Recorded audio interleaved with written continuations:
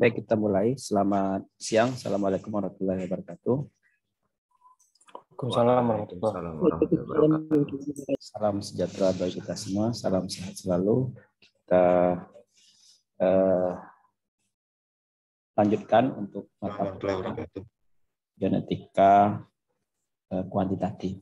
Ya, saya diberi amanah oleh koordinator mata kuliah ini, Ibu Dr. Yudiwanti, untuk memberikan beberapa materi dalam 5 kali pertemuan. Nah, pada hari ini kita akan bahas tentang nilai dan rata-rata. Mudah-mudahan ini di Zoom ini yang ikuti mata kuliah ini adalah dari PBT semua, sehingga saya tidak perlu lagi memperkenalkan diri. Namun bagi yang barangkali tidak dari PBT, saya perkenalkan sedikit singkat. Barangkali nama saya M. Syukur dari divisi genetika dan pemuliaan tanaman. Ya. Baik Bapak Ibu sekalian, nilai dan rata-rata, ya, value and means, ya, dalam ilmu genetika ini sangat penting, ya, bahwa value dari suatu angka-angka yang diukur berdasarkan pengamatan di lapangan itu apa, ya, value-nya, ya. Nah, sehingga dari value itu kita bisa mendalami lebih lanjut, mempelajari lebih lanjut, ya. Value itu value dalam kelompok value fenotip, itu yang kita amati di lapangan, yang kemudian bisa juga mengeksplor lebih lanjut value-value yang lain, ya, didasarkan pada populasi atau rancangan, ya, mapping desain yang dibentuk, ya. Jadi untuk memahami apa itu value dan mean, maka subpokok bahasan yang kita akan diskusikan itu ada 6, ya: pengertian umum, rata-rata populasi, pengaruh rata-rata, nilai pemulihan atau breeding value, deviasi dominansi, dan deviasi interaksi, ya. Nah, ini adalah pengertian umum. Saya katakan tadi, value itu adalah nilai-nilai itu adalah value, ya. Ekspresi satuan metrik sebagai suatu sifat yang diukur. Apa yang diukur, ya? Jadi ada value. Apakah itu nanti dalam bentuk rataan, ya, dari data-data yang ada itu kita akan lihat dalam bentuk rataan atau juga ragam, ya. Ragam atau varian atau peragam atau covariance, ya. Nah, nilai-nilai ini saya kira sangat membantu dalam memahami ekspresi suatu sifat kuantitatif, karena dari rata-ratanya rata-rata apa? Itu rata-rata fenotip atau rata-rata akibat dari rata-rata dari berbagai populasi, begitu, ada P1, P2, F1, F2, dan seterusnya. Atau dari nilai rata-rata yang ada itu ada penyebaran, ya, di nilai tengah. Itu ragam, ya.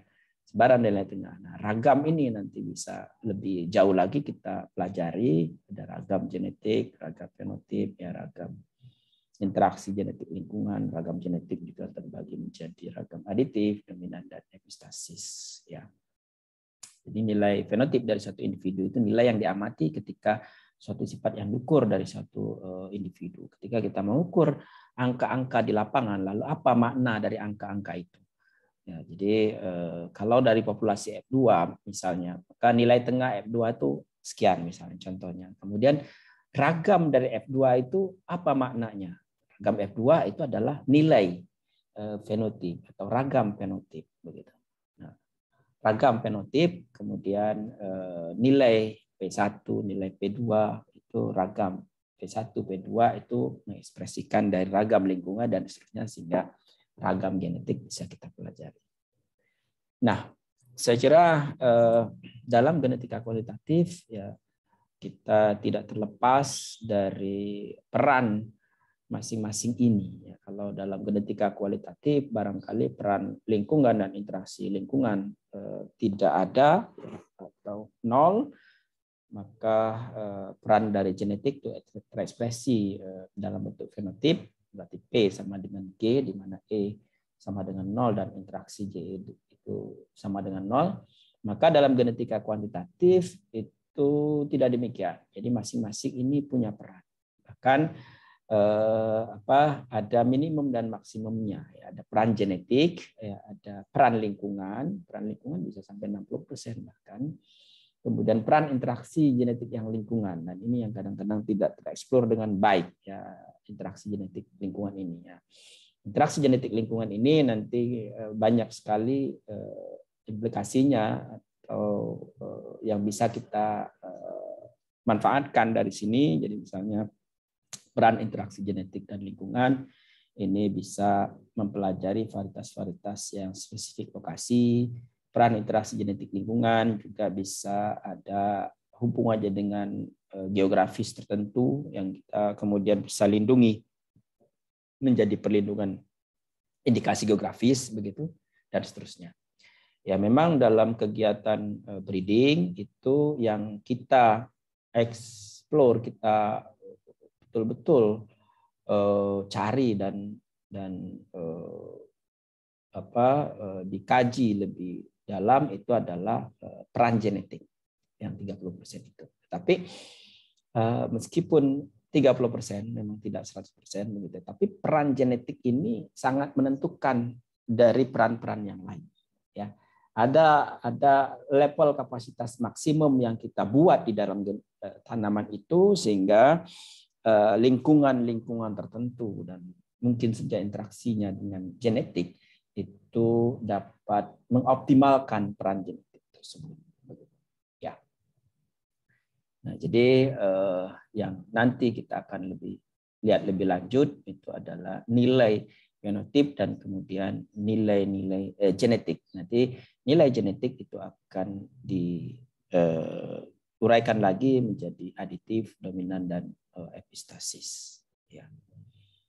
Bapak Ibu sekalian, kalau di genetika kuantitatif, di analisis genetik yang lalu, analisis genetika tanaman yang sudah Anda pelajari di semester yang lalu, itu selama 12 kali pertemuan saya kira, ya, atau 10 kali pertemuan itu mempelajari genetika kualitatif, satu gen, satu sifat, ya, sehingga mudah kita membuat gambaran-gambaran tertentu, ya, konstitusi genetik tertentu, ya, A besar, A kecil, begitu. A besar itu dominan terhadap A kecil. Ya, kalau misalnya dia A besar berarti dalam keadaan homozigot dominan.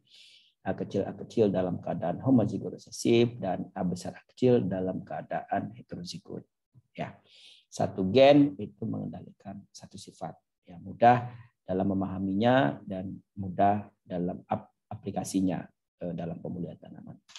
Namun demikian, untuk berbagai karakter di dalam tanaman ini tidak banyak sekali banyak sekali karakter di tanaman itu tidak dikendalikan oleh satu gen, ya, banyak gen yang terlibat, ya, sehingga peran dari masing-masing gen itu menjadi sangat penting begitu, ya, dan kita coba simulasikan bahwa masing-masing gen itu seperti apa begitu, ya, dan kita ilustrasikan dulu didasarkan kepada genetika populasi yang mengambil simbol-simbol dari genetika kualitatif. Ini sebagai contoh bahwa kita ambil saja contohnya A besar 1 itu adalah yang kita harapkan, kita inginkan gitu, ya. A besar 1 itu mirip A besar. A besar 2 itu mirip dengan A kecil, tapi di sini tidak ada A besar A kecil. A1 itu yang diharapkan, yang ke kanan. A besar 2 itu yang ke kiri. Ya, jadi kalau A besar 1 itu identik dengan A besar, A besar 2 itu identik dengan A kecil. Sehingga kalau misalnya ada A besar 1 dan A besar 2 itu berarti adalah A besar A kecil. Nah, simbol-simbol itu saya kira masih kita gunakan sebagai simbol untuk karakter kualitatif. Namun nanti kita akan gabungkan dengan hubungan dengan frekuensi gen, frekuensi genotipe, yang dalam hal ini berarti genetika populasi. Nah, jika dalam suatu populasi, dalam suatu populasi yang sebarannya lengkap, menyebar normal, biasanya di F2 yang sebarannya lengkap ya. Ada A besar, ada A kecil, ada A besar kecil. Itu populasi-populasi yang bersegregasi maksimum. Ya, jadi A besar 1, A besar 1, A besar 2, A besar 2, A besar A kecil, ya A besar 1, A besar 2 atau A besar A kecil.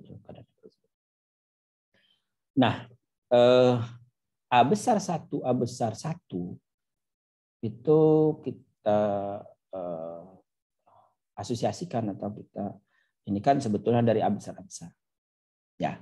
Jadi kalau kita bayangkan bahwa A besar 1, A besar 1 itu adalah A besar, maka A besar itu dalam keadaan yang sebelah kanan, dalam keadaan dominan, dalam keadaan yang positif, begitu. Ya. Jadi kalau dalam suatu populasi genetika kuantitatif, misalnya tinggi tanaman, maka ada satu tanaman misalnya yang paling tinggi, maka kita katakan dia mengandung gen homozigot dominan. Kita kira-kira kita mulai menghubungkannya dengan pelajaran analisis genetik yang lalu. Jadi kalau dalam populasi ada merah, ada pink, ada putih, maka yang merah itu dalam keadaan homozigot dominan.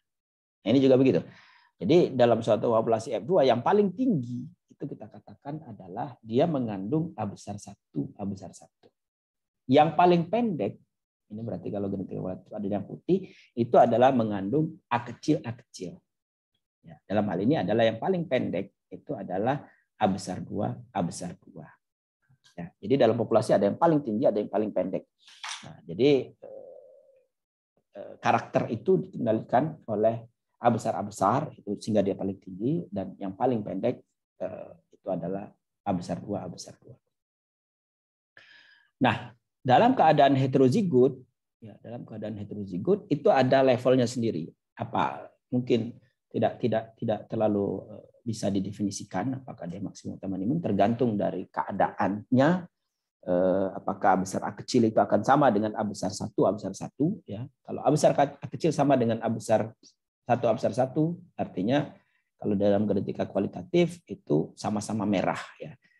Dalam keadaan homozigot sama dengan dalam keadaan heterozigot sama-sama merah begitu. Nah, atau dia bergeser saja dari nilai tengah, tidak pink tetapi tidak terlalu merah. Kalau dalam genetika kualitatif kan merah, pink dan putih. Maka dia bergeser saja dari pink itu ke kanan begitu ya, ke arah merah tapi tidak merah total dan juga tidak pink. Nah, itu ini kita sebut dengan dalam keadaan heterozigot. Ya.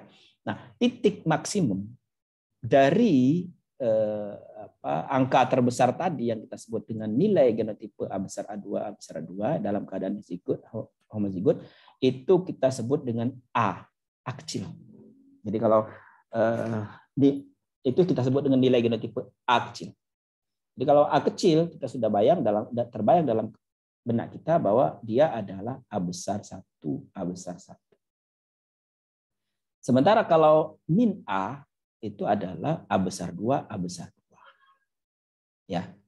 Jadi dan D itu dalam keadaan A besar 1, A besar 2. Ya. Sementara titik tengah itu titik tengah di antara dua homozigot. Ya. Di antara dua homozigot. Nah, agar lebih mudah barangkali kita ilustrasikan seperti ini. Misalnya dalam keadaan A besar 1, A besar 1 bobotnya adalah 14 gram. Ini yang tertinggi. Dari semua itu yang tertinggi kita sebut dengan A besar 1, A besar 2. A besar 1, A besar 1. Atau positif-positif, 14 gram. A besar 2, A besar 2 itu adalah 6. Dan dalam keadaan heterozigot itu adalah 12. Sehingga kalau kita ambil midpoint-nya, dari 2 ini, dari 14 dan 6, maka berarti 14 ditambah 6 dibagi 2, 10. Jadi titik tengah itu adalah 10. Maka kalau titik tengahnya adalah 10, ya, nilai A itu kita sebut dengan 14 dikurangi 10 sama dengan 4. Ya. Nilai A sama dengan 4, berarti nilai min A adalah min 4. Dan nilai D adalah 12 dikurangi 10 atau sama dengan 2. D sama dengan 2. Ya.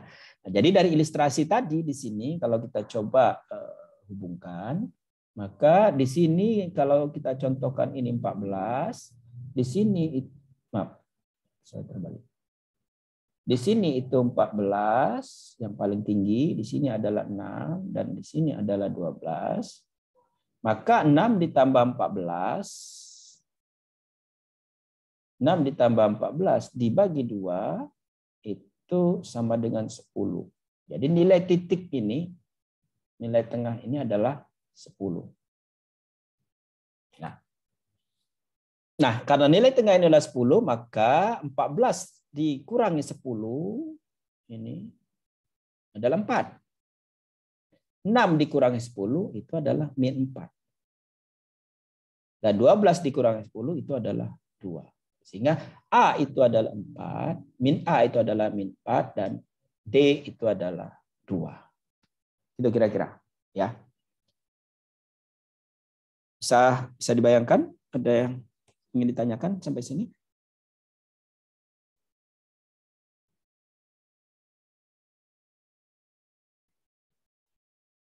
Ini masih membuat suatu ilustrasi-ilustrasi ya. Ilustrasi-ilustrasi dari angka-angka yang di dalam populasi bersegregasi. Ya. Kita masih anggap itu adalah mirip dengan genetika kualitatif, ya, A besar 1, A besar 1, A besar 2, A besar 1, A besar 2, dan A besar 2, A besar 2. Jadi A besar 1, A besar 1 itu adalah A. A besar 2, A besar A2 itu adalah min A. Dan A besar 1, A besar 2 itu adalah D. Ya. Itu dulu. Tetapi sesungguhnya A besar sesungguhnya A kecil itu, A ini adalah bukan 14. A kecil itu adalah 4. Min A kecil itu adalah min 4. Dan D itu adalah 2. Nah, itu dulu yang Anda harus tahu, bahwa kalau orang nyebutnya D, itu berarti dalam keadaan heterozigot. D itu adalah nilai. Nilai D dan nilai D itu adalah 2. Ya. Real tanamannya sendiri berapa? 2 ditambah 10, 12 real tanamannya. Real tanamannya sendiri kalau dalam keadaan A besar 1, A besar 1 berapa? 4 ditambah 10, 14 real pernyataan di lapangan. A2 berapa? Ya. A2 adalah 10 dikurangi 6 atau 10 dikurangi 4 atau min 4 ditambah 10. Itu berarti 6. Ya. Jadi 6, ya, 12 dan 14 itu adalah angka real di lapangan, tapi dalam bentuk nilai itu adalah A, min A, dan D.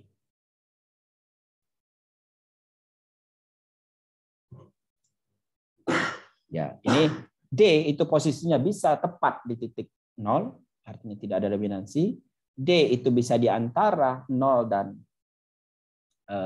titik 1 di maksimum, itu artinya derajat dominansinya komplit dominan, dan bisa saja kurang dari lebih dari 1, itu lebih dari yang paling tinggi.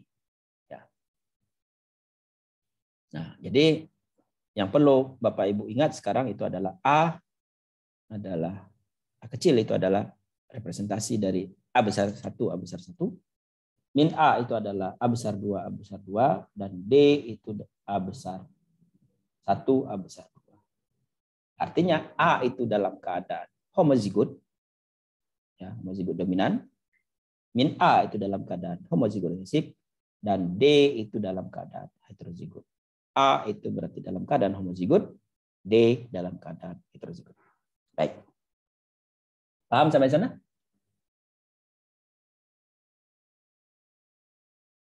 Apakah masih mendengar saya? Paham ya. Nah, kalau paham, mari kita akan menginjak berikutnya. Nah, jadi kalau tadi kita menganggap bahwa ada satu tanaman yang paling tinggi 14, satu tanaman yang paling rendah 6, dan satu tanaman yang sedang itu ya 12 tadi, maka tentu dalam populasi itu bisa saja lebih dari satu tanaman yang mengandung A besar 1, A besar 1. Lebih dari satu tanaman itu kita sebut dengan frekuensi. Berapa jumlahnya? Berapa frekuensi A besar 1, A besar 1? Berapa frekuensi A besar 2, A besar 2, dan berapa frekuensi A besar 1, A besar 2? Nah, frekuensi ini yang berhubungan dengan genetik kuantitatif kan? P kuadrat plus 2P plus 2PQ plus Q kuadrat. Kan itu dalam populasi itu. Ada A besar 1, A besar 1, A besar 1, A besar 2, A besar 2, A besar 2.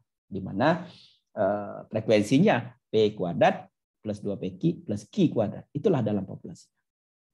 Nah, P kuadrat itu adalah milik dari A besar 1, A besar 1. 2PQ itu milik dari A besar 1, A besar 2. Dan Q kuadrat itu adalah milik A besar 2, A besar 2. Nah, jadi karena A besar 1, A besar 1 itu frekuensinya P kuadrat. Dan nilai dari A besar 1 adalah positif A kecil. A besar 1, A besar 2 itu frekuensinya 2PQ. Dan nilainya itu adalah D. Nilai A1 dan 2. A besar A2, A besar 2 itu adalah Q kuadrat, nilainya min A. Sehingga kalau nilainya A, frekuensinya P kuadrat, berarti AP kuadrat atau P kuadrat A. Ya. Jadi posisi A besar 1, A besar 1 dalam populasi itu sebesar P kuadrat A. Posisi A besar 1, A besar 2 dalam populasi adalah sebesar 2PQ dikali D. Jadi 2PQ D. Frekuensi A besar A2, A besar 2 dalam populasi itu adalah min Q kuadrat A. Karena Q kuadrat dikali min A. Jadi min kuadrat A. Paham ya? Sampai sana? Nah, dari informasi bahwa A mempunyai frekuensi P kuadrat, D mempunyai frekuensi 2PQ, dan min A mempunyai frekuensi Q kuadrat. Ya. Kalau mereka masing-masing punya frekuensi, ya, berapa kali muncul? Ya mirip kalau kita menghitung nilai tengah. Ya. Angka misalnya dalam populasi, angka 14 itu ada sebesar 5 kali muncul misalnya. Angka 12 sebesar 3 kali muncul. Nah, kalau kita ilustrasikan seperti itu misalnya angka 12, angka 14 tadi itu adalah munculnya 5 kali. Angka 12 munculnya 7 kali. Angka 6 munculnya 3 kali. Berapakah rata-rata? Kan gitu ya. Tinggal kita jumlahkan saja. Betul tidak? Ya. 14 kali 5 ditambah 12 kali 7 ditambah 6 kali 3 sama dengan berapa? Kan begitu. Itulah nilai tengahnya kan sebenarnya. Rata-ratanya. Ya, dibagi dengan jumlah total tentunya. Berapa jumlah total dari populasi frekuensi itu. Kan gitu. Ya. Jadi kalau rata-rata itu adalah seperti itu. Ya.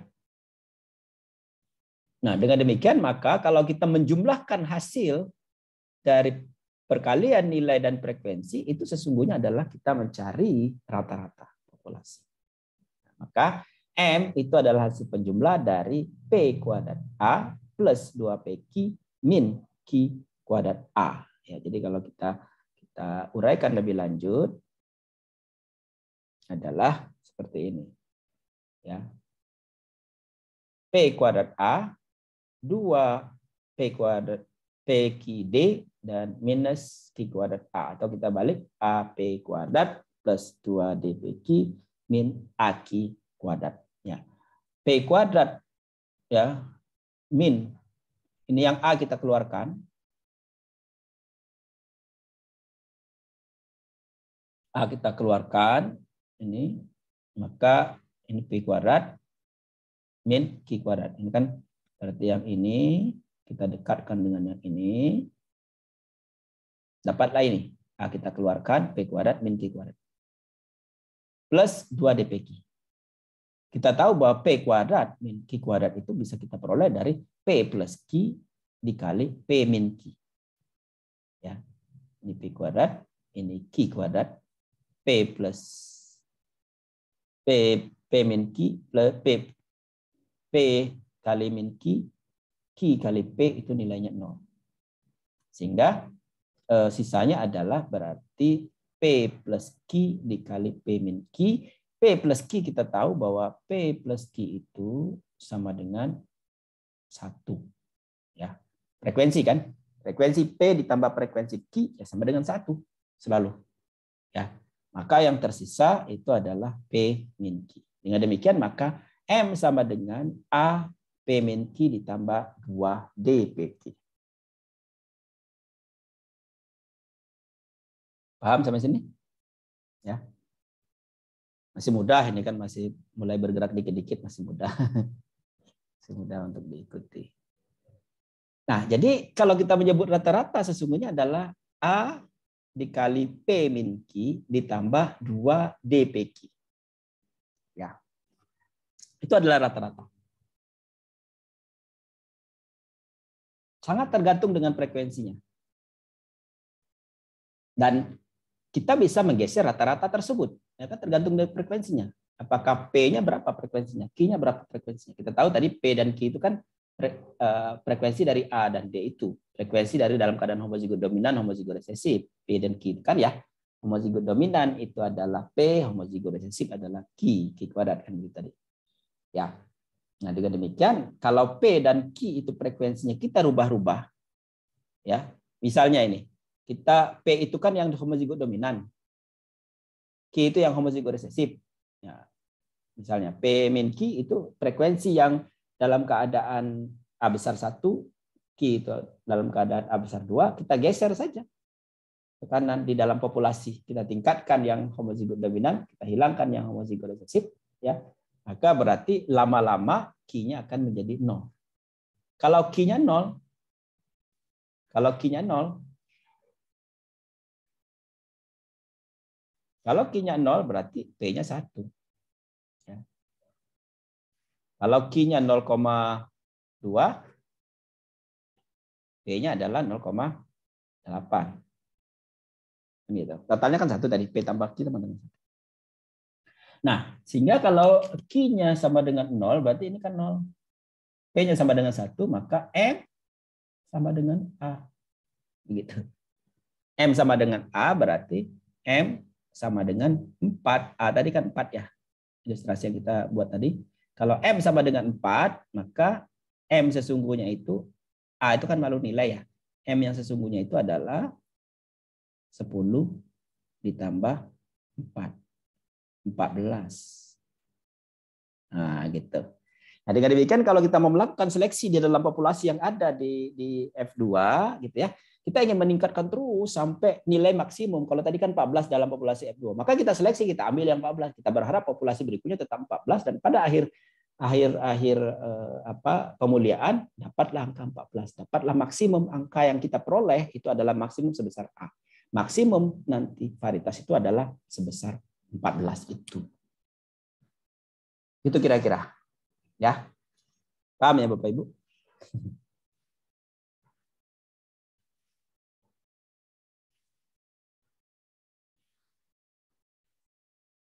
Nah, jadi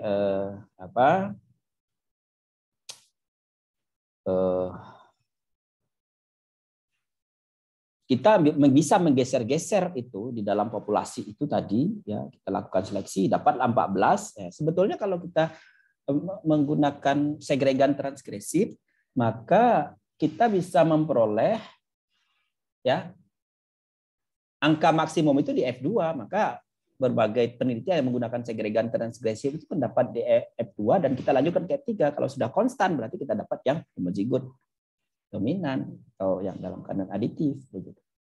Sehingga berarti frekuensi P-nya 1, frekuensi Q-nya sudah 0 dalam populasi itu. Ya. Nah, oleh karena itu maka sesungguhnya ya dalam kegiatan breeding itu kita menggeser-geser agar mendapatkan nilai tengah yang maksimum. Yang kita geser adalah frekuensinya, kita tingkatkan. Kita ambil yang bagus-bagus, kita tingkatkan frekuensi yang bagus-bagus, yang jelek-jelek akan berkurang. Jadi sesungguhnya kita itu merubah P dan Q. Kita tidak bisa merubah A dan D. Dalam populasi itu, di F2 itu tidak bisa kita rubah. A dan D itu sudah tertentu. Sudah fix. Yang kita bisa rubah adalah P dan Q. Bagaimana cara merubah A dan D? Cara merubah A dan D ya ambil dari populasi lain, kawinkan. Barangkali A yang di tempat lain masuk ke sini. Gitu. Nah, tapi kalau sudah fix semuanya, maka A dan D itu tidak bisa dirubah lagi. Dalam populasi itu sudah tetap. Yang bisa kita rubah adalah P dan Q. Ya. Beda frekuensi itu yang kita rubah. Apakah akan ditingkatkan P-nya atau akan ditingkatkan Q-nya sampai dalam keadaan maksimum. P maksimum itu 1, Q maksimum itu adalah 1. P minimum adalah 0. Mau yang mana? Kalau dalam kejadian penyakit, mungkin Q-nya yang akan kita maksimumkan. Karena yang kecil-kecil yang kita maksimumkan. Yang P kita minimumkan. Ya, sehingga dapatlah yang kejadian penyakitnya paling rendah. Yang paling tahan. Makin besar beda frekuensi gen, rata-rata populasi akan semakin tinggi. Karena dia bergerak dari 0 dan 1. Makin besar selisihnya, berarti kan 1 paling maksimum, maka frekuensinya paling tinggi. M adalah paling tinggi, ya populasi rata-rata populasi M paling tinggi. Nah, inilah beda frekuensi gen inilah yang kita bisa rubah oleh pemulia beda frekuensi itu. Kita melakukan seleksi itu sesungguhnya meningkatkan frekuensi. Betul tidak? Di F2 misalnya kita ingin yang bagus-bagus. Kita ingin dari F2 itu kan misalnya ada 10 tanaman yang bagus-bagus ya pada apa misalnya pada padi misalnya. Kita dapat yang 10 tanaman itu bulirnya bagus-bagus, jumlah bulir permalainya juga tinggi, tapi hanya 10 tanaman. Sisanya 90 tanaman yang lain kalau dari 100 itu kecil dan sedang. Nah, bagaimana cara kita agar meningkat yang jumlah yang 10 tadi? Kita ambil, kita pisahkan, kita seleksi, masukkan generasi berikutnya. Artinya meningkatkan frekuensi agar produktivitasnya meningkat pada generasi F3.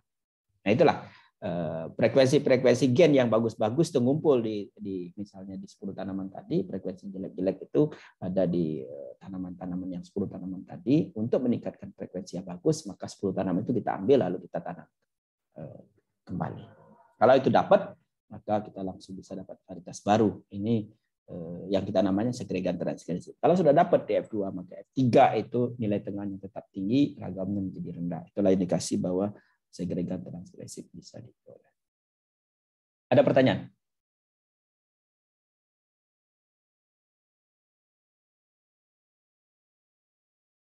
Nah, itu A. Nah, bagaimana dengan D? Makin besar nilai D, rata-rata populasi M juga makin tinggi. Ya. Kenapa? Karena kan berdasarkan frekuensi tadi ya. D itu kan dalam keadaan heterozigot. Kalau dalam keadaan heterozigot dia ini bisa maksimum. Tapi dalam keadaan heterozigot itu kalau kita seleksi terus-menerus ke arah homozigot, heterozigotnya hilang, makanya D-nya menjadi hilang. Tadi.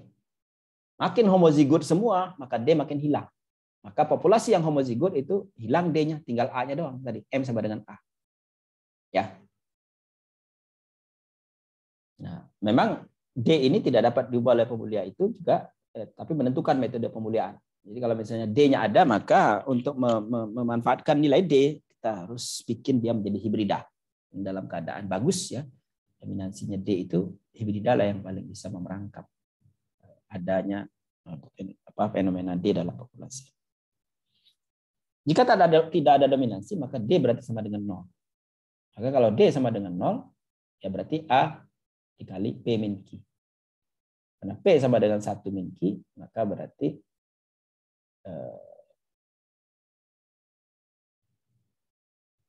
kita rubah P-nya menjadi 1 min Q, maka M sama dengan A1 min 2Q. Paralel dengan frekuensi gen. Jadi M itu paralel dengan frekuensi Q. Jika ada dominansi atau dominansi lengkap, berarti D sama dengan A. Kok bisa? Kalau ada dominansi lengkap, berarti A besar sama dengan A besar A kecil, kalau dalam genetika kualitatif. Atau A1 sama dengan A besar 1 sama dengan A besar 1 A besar 2. Itu jika ada dominansi atau dominan lengkap. D sama dengan A. Maka A-nya kita ganti dengan D. Kalau D-nya kita ganti dengan A. Kalau D kita ganti dengan A, maka berarti rumus ini berubah.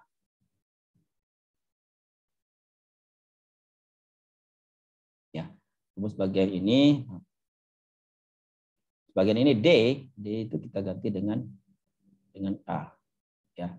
Jadi di D kita ganti dengan A, berarti A dikali P min Q ditambah D dikali A P Q, ya, maka M sama dengan A dikali 1 min 2 Q kuadrat paralel dengan kuadrat frekuensi gen. Ini hanya ilustrasi saja, tidak terlalu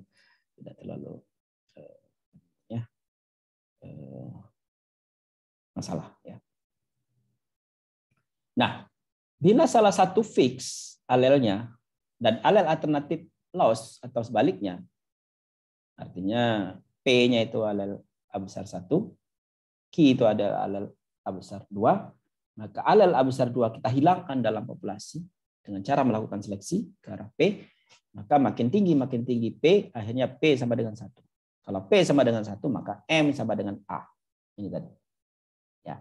Kita melakukan seleksi ke arah kanan, berarti kita mengaksimumkan frekuensi P-nya, dan dengan demikian ketika P sama dengan 1, M sama dengan A. Ketika M sama dengan A, berarti varietasnya sudah bisa dilepas menjadi varietas baru. Sudah maksimum, tidak mungkin lagi bisa ditingkatkan dalam populasi. Sehingga harus dihentikan, tidak usah lagi lakukan seleksi. Nah, bila A2 difikskan, maka berarti ya, P-nya 0, Q-nya 1. Karena Q sama dengan A2 tadi, Q-nya 1. Maka 0 min 1, 2A, 0 dikali 1, maka P-nya yang 0, ya, dan Q-nya 1, sehingga A dikali 0 itu 0, A dikali min 1 min A. 2A dikali 0 kali 1 adalah 0. Sehingga M sama dengan min A. Nah ini, jadi kalau kita melakukan seleksi ke arah kanan secara terus-menerus, maka lama-lama M sama dengan A. Kalau kita lakukan seleksi ke kiri terus-menerus, maka M sama dengan min A. Tergantung kita arahnya kemana. Ya. Tadi kalau bicara tentang tinggi tanaman, kalau ke arah kanan terus, maka maksimum A sama dengan 4 atau M sama dengan 14. Kalau ke kiri terus kita mencari yang pendek-pendek, paling pendek itu adalah 6. Maka M sama dengan min A, dan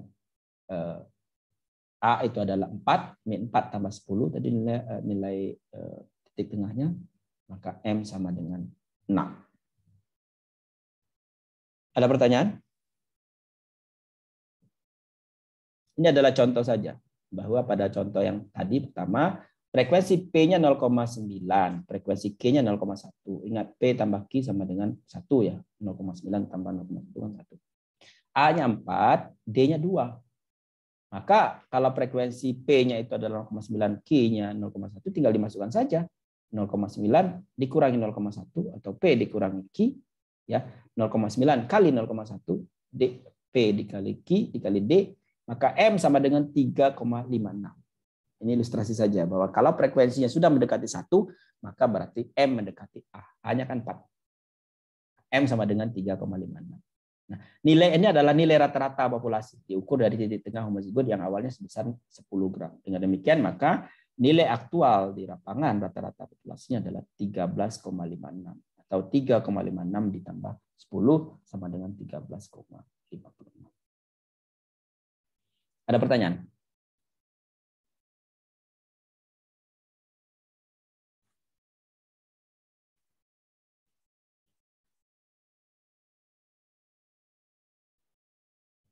Kalau frekuensi gen berikutnya 0,4, maka bisa dilihat ya bagaimana ya cara mencarinya.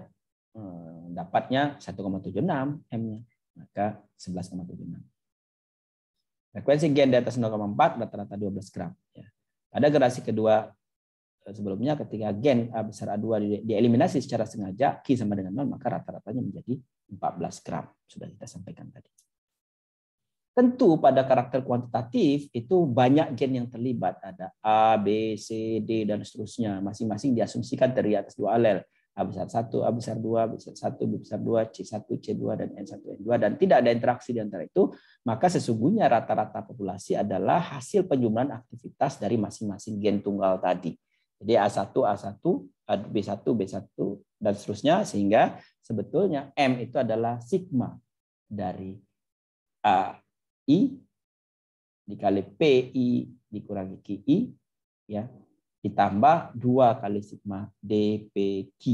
Ya, ini jadi sigma karena gennya banyak. A1 itu adalah A1 A2 adalah B1 dan seterusnya. A3 itu adalah C1 dan seterusnya gitu ya dengan frekuensi tertentu. Maka AN itu adalah N1 dan frekuensi N itu adalah N1, frekuensi Q itu adalah N2. Dan seterusnya. Ada pertanyaan? Nah, jadi kalau misalnya tadi saling menjumlahkan, satu gen itu mendapatkan 4, satu gen lain mendapatkan sekian, satu gen yang kita mendapatkan sekian. Maka akumulasi dari gen-gen itu akan mendapatkan ekspresi rata-rata yang besar tadi. Kita katakan begitu. Ya. Jadi masing-masing menjumlahkan saja. Jadi total nilai tidak mencakup nilai genotipe lewat dominansi. Tadi jika alel yang ditingkatkan atau increase itu fix, maka M sama dengan sigma A. Jika alel yang diturunkan decrease fix sama dengan M sama dengan min sigma A. Min sigma A. Ya, jadi kalau satu gen itu menyumbang 4, gen lain menyumbang 5, 6 dan seterusnya gitu ya. Itu terlalu besar ya kalau 4. Bisa saja 0,0 begitu ya sehingga total akhirnya itu berupa angka-angka itu yang ditambah dengan titik tengah, maka itulah nilai rata-rata. Paham sampai sini? Ada pertanyaan? Ada, masih mudah ya. Yang berikutnya adalah pengaruh rata-rata. Bahwa kalau kita tadi bicara nilai genotipe itu tidak dapat digunakan untuk menduga sifat pada keturunan. Kenapa? Karena genotipenya individu mati, genotipe juga mati. Dan pada generasi berikutnya yang muncul adalah genotipe baru sesungguhnya. Ya, jadi kalau individu itu punya A besar 1, A besar 2, itu A besar 1, A besar 2 tidak diturunkan langsung menjadi A besar 1, A besar 2 ke anaknya. Individu A besar 1, A besar 2 mati dia genotipe itu. Tidak diwariskan dua-duanya. Apa yang diwariskan? Yang diwariskan itu A besar 1 saja atau A besar 2 saja. Lah kalau anaknya punya A besar 1, A besar 2, berarti salah satu dari ibunya adalah A besar 1, ya. A besar 2-nya dari bapaknya. Jadi A besar 1, A besar 2 di anaknya itu bukan serta-merta langsung dari satu orang tuanya, bukan. Jadi A besar 1, A besar 2 dari satu orang tuanya itu tidak langsung diturunkan ke anaknya A besar 1, A besar 2 juga. Begitu. Itu yang dimaksud di sini bahwa nilai genotipe itu tidak dapat digunakan untuk menduga perubahan sifat keturunan, ya. Karena kombinasi pada keturunan terjadi karena pemindahan dari penggabungan gamet, bukan genotipe. Gamet-gamet itu yang menggabung. Karena diteruskan ke dalam gamet itu adalah alel, maka yang dipindahkan dari generasi ke generasi adalah gen, bukan genotipe. Oleh karena itu kita perlu cari apa itu nilai gen, bukan nilai genotipe. Pengaruh rata-rata mengukur nilai gen yang diteruskan ke tetua pada zuriatnya. Nah, pengaruh ini digunakan untuk menduga pengaruh substitusi suatu gen dengan gen lainnya. Ya, itu disebut dengan average effect of gene, ya, pengaruh rata-rata gen.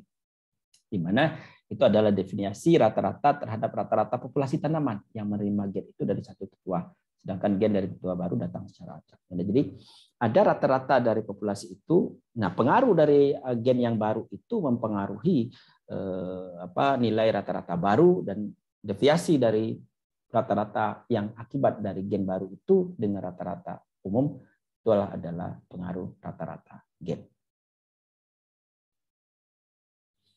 Tentu pengaruh rata-rata gen baru ini terlihat bukan pada galur murni. Jadi dalam keadaan heterozigot, gen satu tetua itu disebutkan ke zuriatnya dapat sila gen tetua yang lain. Jadi homozigot dominan kawin dengan yang homozigot yang lain, resesif misalnya, maka ketika dia bersilang A besar 1, A besar 2 itu kalau dalam keadaan dominan A besar 1 saja yang terlihat, A besar 2 tidak terlihat. Dia akan terlihat ketika sudah menjadi A besar 2, A besar 2. Atau dalam genetika kualitatif, A besar A kecil itu A kecil tidak terlihat. Ya, warna putih tidak terlihat. Warna putih akan terlihat ketika sudah menjadi homozigot resesif. A kecil, A kecil. Nah ini yang dimaksud di sini. A besar, A besar, A besar, A kecil, A besar, A kecil masih sama dengan A besar, A besar. Ketika keluar A kecil, baru kemudian terlihat bedanya bahwa ada A kecil atau ada peran dari gen resesif di sana. Nah, pengaruh rata-rata gen bergantung kepada tipe aksi gen pada zuriatnya. Bila ada dominansi lengkap dan A1 dominan terhadap A2, maka substitusi gen A1 pada tetua A1 oleh gen A2 dari tetua lainnya menjadi zuriat A1 A2 tidak menunjukkan pengaruh rata-rata gen. Kenapa? Karena A2-nya bersifat resesif. Ya. Pengaruh rata-rata substitusi gen baru terlihat setelah ada substitusi dari A1 A2 menjadi A2 A2. Ya, dan seterusnya. Ini itu maksudnya.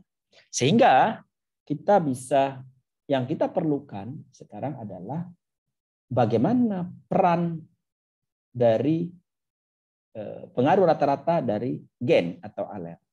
Nah, maka kita perlu melihat tipe gamet. Yang kita evaluasi sekarang gamet. Gametnya adalah A besar 1 dan A besar 2 dalam keadaan heterozigot. Ya. Gametnya A besar 1, A besar 2, apakah dalam keadaan homozigot atau heterozigot nanti kita lihat. Maka dalam keadaan nilai frekuensi dalam keadaan homozigot dominan atau A besar 1, A besar 1, di mana A besar 1, A besar 1 tadi nilainya adalah A kecil, frekuensi A1 di dalam A besar 1, A besar 1 adalah P. Ya, frekuensi gametnya dari A besar 1, A besar 2 itu sebesar P. Frekuensi gamet A besar 1 dari A besar 1, A besar 2 sebesar Q. Ya, sebesar Q. Nah, frekuensi A besar 2 di dalam gamet A2, A2 sebesar Q tadi. Karena gamet A2 itu adalah keluar dari A besar 2, A besar 2. Sementara frekuensi A besar 2 sendiri dari A besar 1, A besar 2 sebesar P. Nah, sehingga kalau kita kalikan di sini, maka A dikali P, D dikali Q, PA, QD.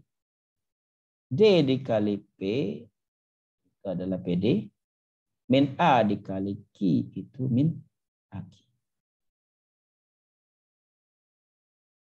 Nah, itu adalah rata-rata genotipe, itu berarti kan berdasarkan gamet. Ya. Rata-rata genotipe itu adalah gamet. Bagaimana rata-rata gennya? Rata-rata gamet ini dikurangi rata-rata populasi. Apa itu rata-rata populasi? Rata-rata populasi adalah M. M adalah A dikali P min Q ditambah 2 DPQ. Ya. Dengan demikian, maka pengaruh rata-rata gen itu adalah PA ditambah QD dikurangi AP min Q dan seterusnya. Sehingga kalau kita hitung lebih lanjut,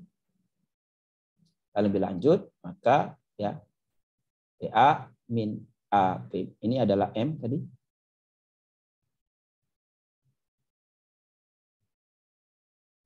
Ya, ini adalah M.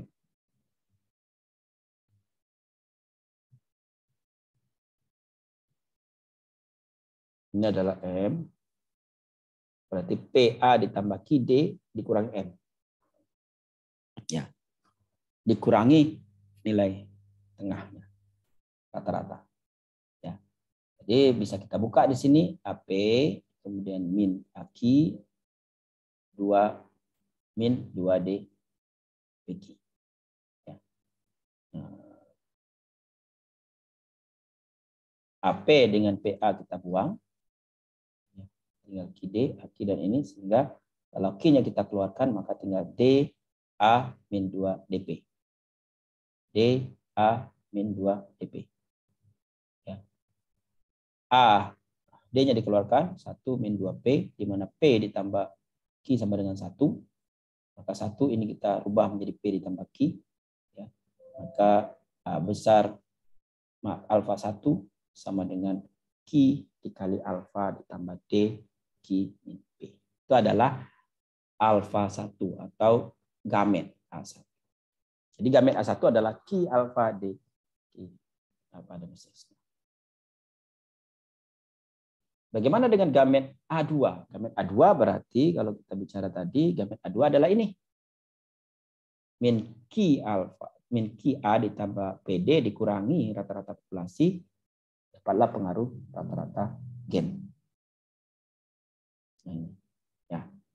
Di ini, maka A ini dapatlah A2 sama dengan min P A D. A ditambah D dikali Q. Nah, bagaimana pengaruh rata-rata substitusi, yaitu alfa?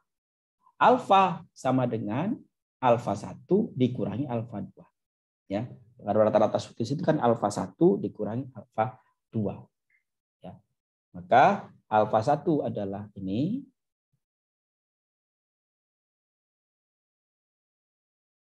Alfa 2 adalah ini.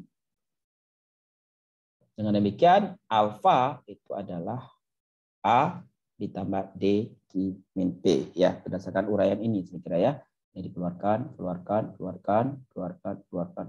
dan seterusnya. Dapatlah alfa sama dengan A ditambah D Q min P.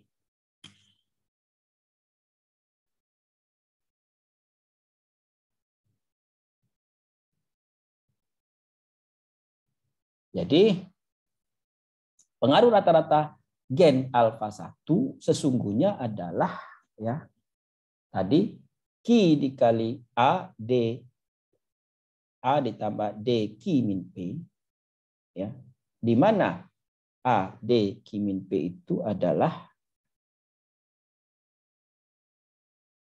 ini alfa.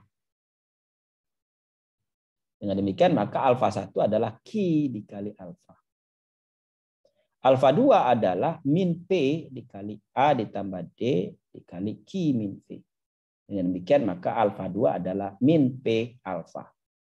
Maka alfa 1 ditambah alfa 2 adalah 1 tambah alfa 2 adalah ya, Q alfa dikurang P alfa. Ya, Q min P dikali alfa. Inilah alfa 1 alfa 2. Nah, demikian maka nilai rata-rata gen alfa 1 itu adalah Q alfa. Gen alfa 2 itu adalah min P alfa. Dan alfa 1 tambah alfa 2 adalah Q min P alfa. Itu kira-kira di subbab berikutnya. Ada pertanyaan? Ini adalah contoh saja. Ya.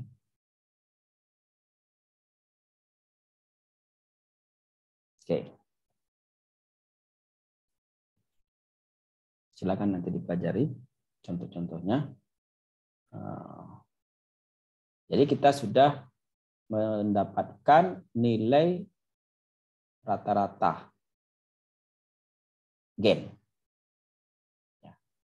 Yang pertama tadi kita dapat nilai rata-rata, yang kemudian kita dapat nilai rata-rata gen, yang berikutnya adalah breeding value atau nilai pemulihan. Nah, nilai pemulihan itu adalah nilai genotipe parent atau tetua based on offspring genetic value. Nilai genotipe parent itu didasarkan kepada offspring, nilai genetik dari offspring. Nah, apa itu? Mari kita lihat contoh ilustrasi mungkin. Kalau kita melakukan seleksi di dalam suatu populasi bersegregasi, ya, maka kalau ada yang mendapat, kalau ada yang mempunyai angka 180, 160, mana kira-kira yang Bapak Ibu pilih? Y, X, Y, atau Z? Ini pertanyaan ya. Yang Bapak Ibu pilih X, Y, atau Z? Kalau melakukan seleksi. Pilih satu. Yang terbaik. Halo? Masih dengar saya? Z sepertinya, Pak. Z. Yang lain bagaimana? Ready memilih Z, yang lain memilih apa? Pilih yang X, Pak. Rizal milih X. Rizal suka yang sedang-sedang ya. Yang lain milih apa?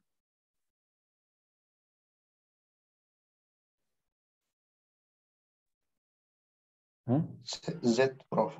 Z ya. Oke. Jadi kalau informasinya sedemikian adanya, ya. Kalau informasi sedemikian adanya, kalau disuruh memilih, pasti kita memilih Z. Ya kan? Kalau tanpa alasan tertentu pasti milih Z. Kenapa milih Z? Lah Z yang bagus. Misal saya instruksikan, tolong seleksi di lapangan, pilih yang bagus. Pasti Anda semua pilih Z. Ya kan ya?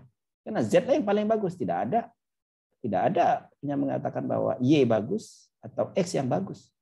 Z lah yang paling bagus. Begitu. Itu normal saya kira. Karena memang angka Z yang paling tinggi. Ketika ada seleksi di alam, pasti Z yang Anda pilih. Kalau dasarnya adalah fenotipe parent.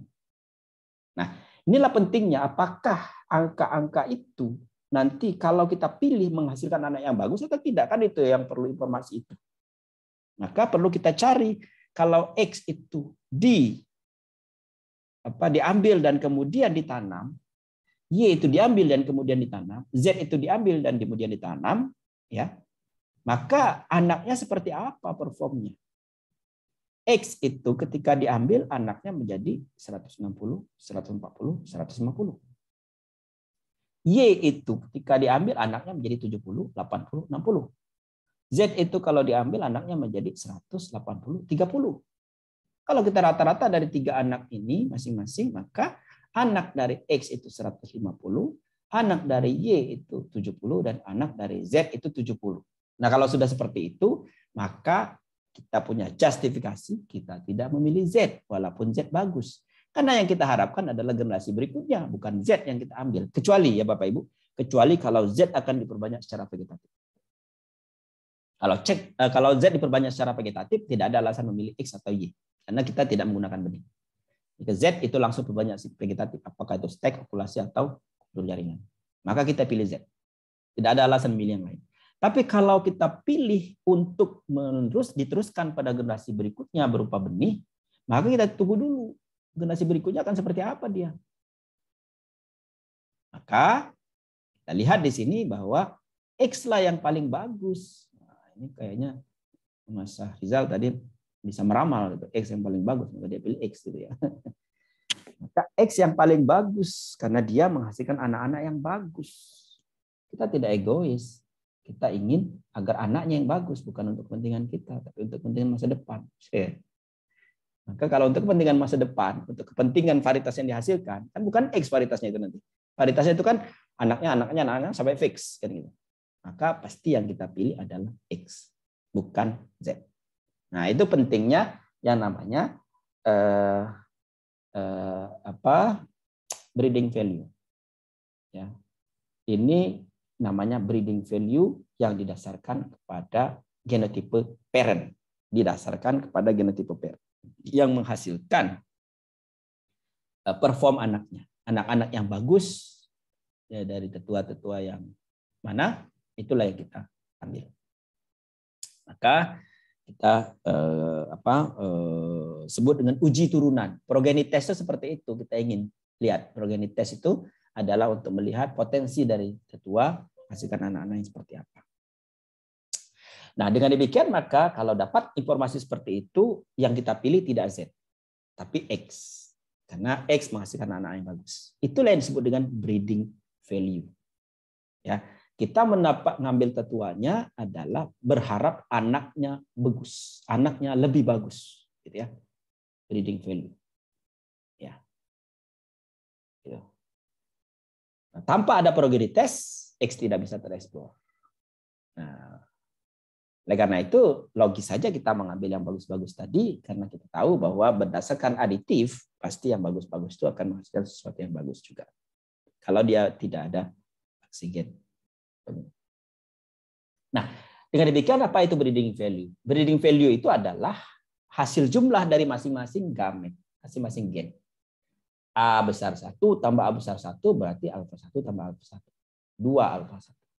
A besar 1 tambah A besar 2, alfa 1 tambah A besar alfa 2. A besar 2 dengan A besar 2 adalah A alfa 2 ditambah alfa 2 atau 2 alfa 2. Apa itu alfa 1? Alfa 1 adalah 2 Q alfa. Alfa 2 itu adalah min PA. Maka 2 alfa 2 berarti min 2 PA gitu ya. Dan alfa 1 tambah alfa 2 adalah tadi sudah kita hitung Q min P alfa. Ya, kalau dia punya frekuensi sendiri-sendiri masing-masing, maka frekuensi itu akan sama dengan 0 kalau dalam keadaan keseimbangan Hardy-Weinberg. Jadi kalau semua di sini ini nilai pemulihan menjadi Hardy-Weinberg. Oleh karena itu, karena nilai pemulihan berupa Hardy-Weinberg dan dalam keadaan keseimbangan Hardy-Weinberg itu nilai pemulihan sama dengan 0, maka dalam keseimbangan Hardy-Weinberg itu biasanya menjadi varietas baru untuk tanaman menyerbuk silang. Ya, karena nilai pemulihan adalah 0. Ya, tidak ada lagi dapat sesuatu yang bagus di situ. Nah, ini hanyalah cara menghitungnya saja. Ya, 2 alfa 1 itu kalau alfa 1-nya berapa harganya, kemudian dapat berapa, ya, dan seterusnya dan seterusnya. Nilai pemulihan dari masing-masing akan terlihat bahwa yang positif yang kita ambil di sini.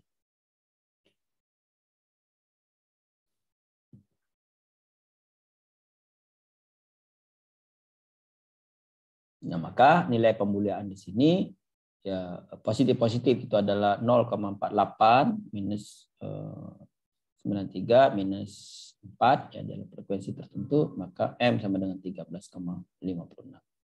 Ya.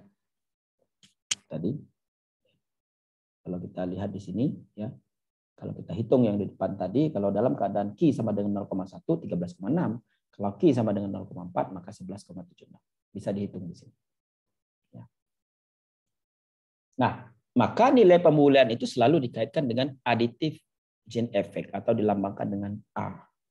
Nilai pemulihan kadang-kadang disebut dengan genotipe aditif. Jadi aditif itu adalah nilai pemulihan. Dan biasanya adalah untuk tanaman menyerbuk sendiri. Karena itu nilai genotipe aditif itu kalau kita sebut dalam ragam, maka ragam itu adalah pengaruh dari ragam aditif.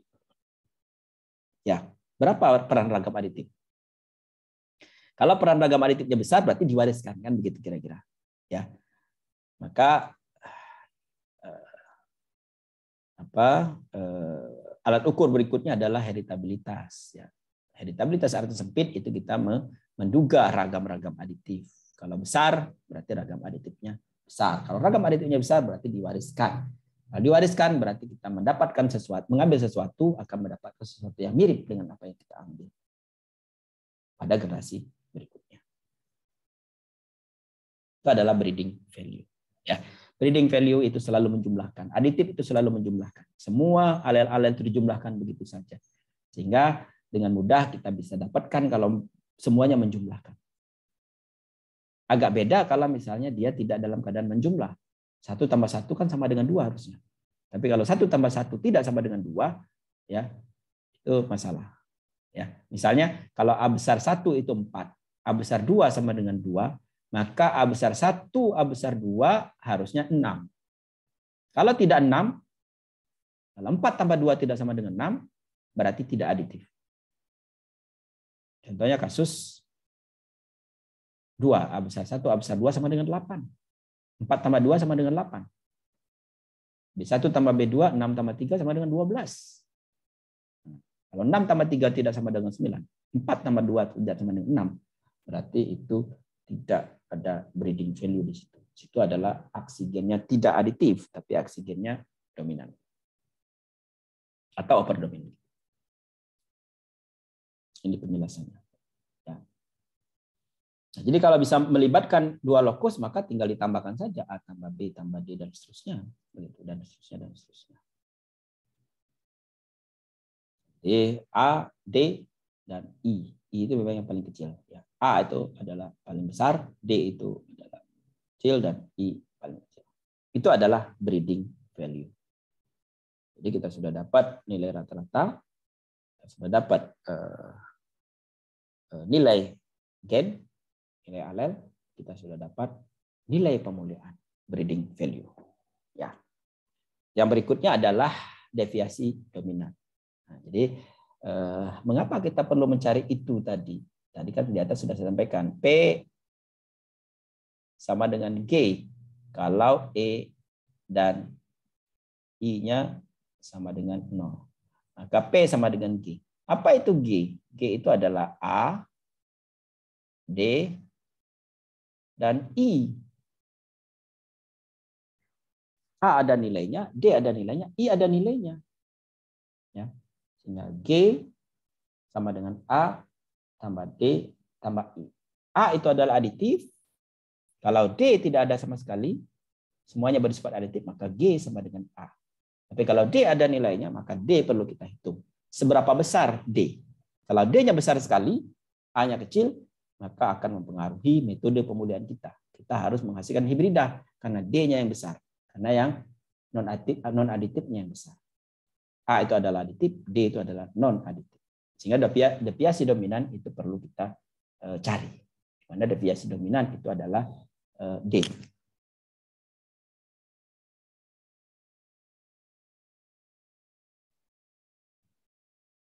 Nah, jadi deviasi dominan itu kalau kita sudah dapat tadi, ini adalah ringkasan yang tadi. Ya. Nilai genotipenya A, M itu adalah A dikali P min Q ditambah 2 DPQ. Nilai genotipe atau nilai gen sebetulnya ini adalah ini tadi ya, masing-masing ini. Kemudian nilai pemulihan adalah 2 Q alfa, ya, Q min P alfa dan seterusnya. Maka deviasi dominan itu sesungguhnya adalah A dikurangi M dikurangi nilai pemulihan.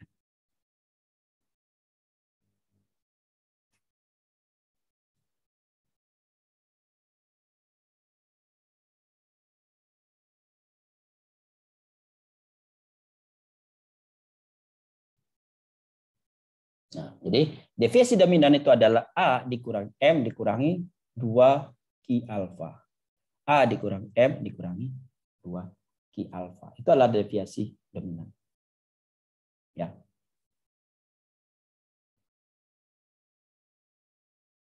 Kenapa bisa begitu? Ya. Karena aditif dominan itu adalah peran dari genotip. Ya. Jadi kalau misalnya mencari deviasi dominan berarti dikurangi angka-angka ini, ya. A dikurangi M dikurangi nilai pemulihan. 2 Q alfa nilai pemulihan dari masing-masing genotip. A besar 1, A besar 1, A besar 1, A besar 2, dan A besar 2, A besar 2. Ya. Nilai akhirnya adalah deviasi dominan. Maka angkanya bisa kita peroleh dari sini. 1 M itu adalah ini. Ini adalah M tadi. Ini adalah 2 Q alfa, alfanya dikeluarkan. Maka akhirnya A besar 1, A besar 2 adalah min 2 Q kuadrat D. A besar 1, A besar 2 adalah 2 DPQ. Dan A besar 2, A besar 2 adalah min 2 P kuadrat D. Ya. Dengan demikian maka deviasi dominan adalah min 2 Q kuadrat D, 2 DPQ, min 2 P kuadrat D. Dengan frekuensinya masing-masing. Ya. Dengan frekuensinya masing-masing.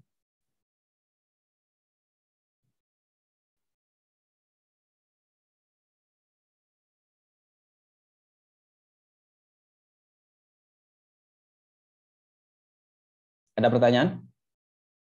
Dengan demikian maka secara keseluruhan kita sudah memperoleh nilai pemulihan. Kita sudah memperoleh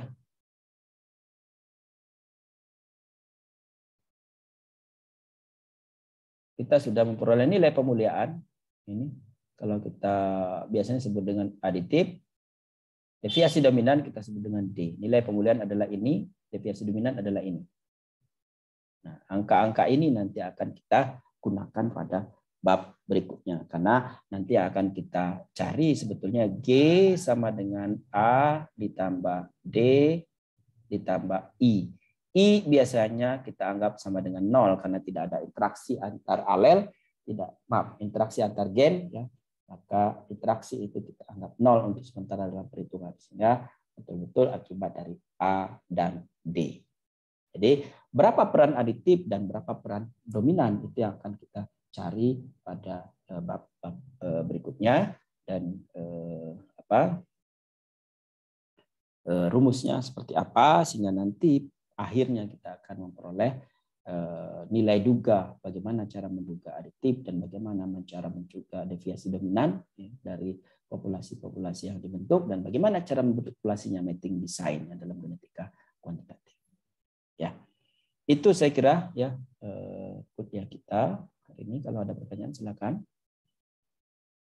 Sementara interaksi antar deviasi interaksi seperti yang saya katakan tadi itu dianggap tidak ada, dianggap 0.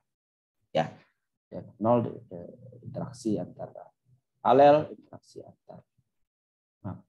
antar lokus, ya, aditif atau aditif dominan itu dianggap tidak ada. Ada pertanyaan? Izin Pak. Pak Rizal. Apa tadi? Dalam nilai pemuliaan itu kan yang kita harapkan itu adalah pengaruh dari gen itu sendiri ya Bapak, dari ya. Nah, sedangkan dengan yang lain, efek yang lain seperti dominansi, epistasis, apakah itu dalam pemuliaan itu tidak kita harapkan, misalnya dalam kita merancang suatu varietas? Baik. Terima kasih Mas Rizal. Dalam merancang suatu varietas, maka kita perlu menduga, gitu kan begitu. Kita perlu menduga berapa nilai pemuliaan, berapa deviasi dominan. Itu yang kita duga. Sebetulnya dalam genetika kuantitatif ingin menduga itu berapa besar nilai pemuliaan, berapa besar nilai deviasi dominan. Dua itu. Kalau ternyata nilai pemuliaannya sangat besar, deviasi dominannya tidak ada, bahkan kecil sekali, maka berarti seleksi kita adalah seperti seleksi tanaman menyerbu sendiri. Karena aditif-aditif semua, kan gampang kita melakukan pemuliaan, kan begitu. Kenapa bisa demikian? Karena saling menjumlah saja. Saling menjumlah itu seperti ini. A1 sama dengan 4. A2 sama dengan 6. 2, maaf. 2. Maka A besar 1 berapa, Mas Rizal? Kalau di aditif?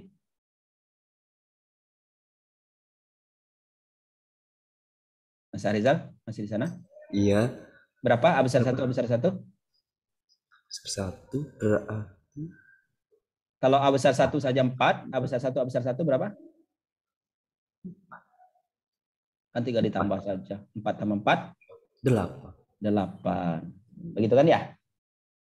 A besar 1 dengan A besar A2, A besar 1 dengan A2, A besar 2 berapa? Ini 2 ya. Berapa? 10 Bapak. Oh, dia 10 gimana? 4 ditambah 6. 4 ditambah 6. 2, ini 2. Oh, 2. 6. 6 ya. Jadi A besar 1, A besar 2 itu adalah 6. Nah, ini yang perlu kita lihat. Ada tidak peran dominan? Kalau tidak ada peran dominan, maka kenyataannya akan seperti ini, Mas Rizal. Tidak ada peran dominan, kan? Kalau ada peran dominan, maka A besar 1, A besar 2 jadi berapa? Kalau ada peran dominan? Bisa tidak 6, Pak. Berapa? Atau tidak bisa 8, mungkin 10 atau. Dalam hal ini kalau dia tidak kalau dia ada dominan, kita batasi dulu. Kalau dia ada dominan berarti kan seperti A besar A kecil. A besar A kecil itu kalau perform kualitatif apa? Merah kan ya? A besar itu merah, A besar A kecil kan merah. Maka kalau A besar itu 8, A besar A kecil juga 8 kan 8. Gitu. Kalau dia dominan kan begitu. Kita anggap dominan itu aja dulu, jangan overdominan atau kodominan kan gitu.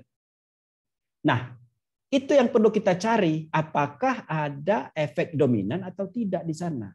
Kalau ada efek dominan, maka kita tidak bisa bedakan 8 ini antara 8 yang ini dengan 8 yang kedua ini akibat dari A besar 1 apa A besar 2.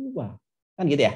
Akibat dari A besar 1 A besar 1 atau A besar 1 A besar 2 kan begitu dalam seleksi. Betul tidak? Ya.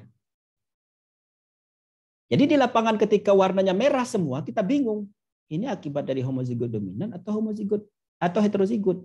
Karena ada peran gen dominan. Coba kalau tidak ada peran gen dominan, maka merah dan pink langsung bisa kita bedakan. Pasti akan kita pilih merah, kan gitu.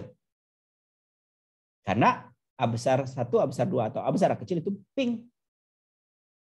Itu. Nah, dalam hal ini juga begitu. Kita lihat bahwa tidak ada deviasi dominan, itu sangat penting artinya kalau semuanya dalam keadaan nilai pemulihannya itu adalah maksimum, maka berarti kita tidak akan tertipu ketika menyeleksi di lab F2.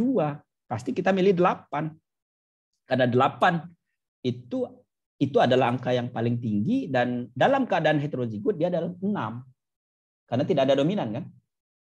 Efeknya aditif semua berarti kan saling menjumlah. Maka kalau dijumlahkan A besar 1, A besar 2 itu adalah 6. Yang kita pilih adalah 8. Nah ini penting kita melakukan ada atau tidak peran dari oksigen aditif, nilai pemulihan, dan oksigen dominan. Itu yang perlu kita duga Mas Harizan. Ada atau tidak? Kalau tidak ada oksigen dominan maka kita leluasa dalam melakukan seleksi. Tapi kalau ada maka tidak bisa kita lakukan seleksi pada saat itu. Kalau ada oksigen dominan. Karena kita akan bingung, ini dalam keadaan homozigot atau dalam keadaan heterozigot. Maka kita fixkan, kalau nilai pemuliaan itu rendah, deviasi dominan itu tinggi, maka kita tidak bisa meleksi pada generasi awal. Itu kaitannya dengan metode seleksi ya. Saya kira nanti di pemulihan akan kita ini.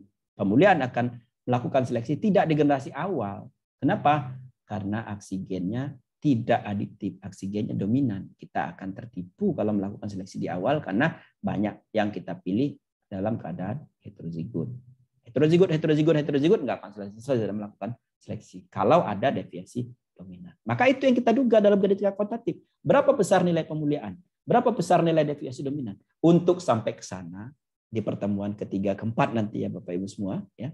Belum hari ini. Hari ini kan masih dalam mengawang-awang semua angka-angkanya, nilai-nilainya. Itu nanti kita akan jumpai ke sana arahnya. Sekarang untuk sampai ke sana, kita perlu apa itu A, apa itu D, apa itu P, apa itu Q, apa itu alfa, dan seterusnya. Itu dalam mengantarkan ke sana itulah kita perlu ya, hal-hal semacam ini. Kira-kira itu ya Bapak Ibu sekalian. Ya. Jadi intinya pertemuan hari ini adalah masih dalam tataran teoritis mengawang-awang. Kira-kira ini dapatlah angka-angka yang seperti ini atau rumus-rumus yang seperti ini. Ada beberapa rumus ya. Yang nanti kita akan pakai di pertemuan berikutnya. Ya. Jelas ya Bapak Ibu? Masih ada pertanyaan?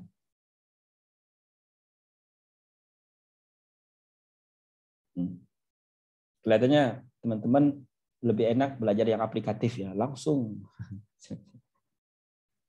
Kalau genetika kuantitatif di awal-awal itu belum aplikatif, masih teori semua. Masih di awang-awang semua angka-angkanya dari langit semua tadi itu. Contoh-contoh angka itu dari langit semua. Frekuensi 0,4, frekuensi 0,2.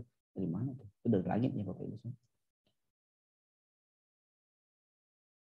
Kalau tidak ada lagi kita cukupkan ya sampai di sini, sampai ketemu minggu depan ya untuk kelanjutan dari ini ya. Terima kasih atas perhatian Bapak Ibu semua. Assalamualaikum warahmatullahi wabarakatuh. Waalaikumsalam warahmatullahi wabarakatuh. Terima kasih Prof. Terima kasih Bapak. Screen, ada tanda.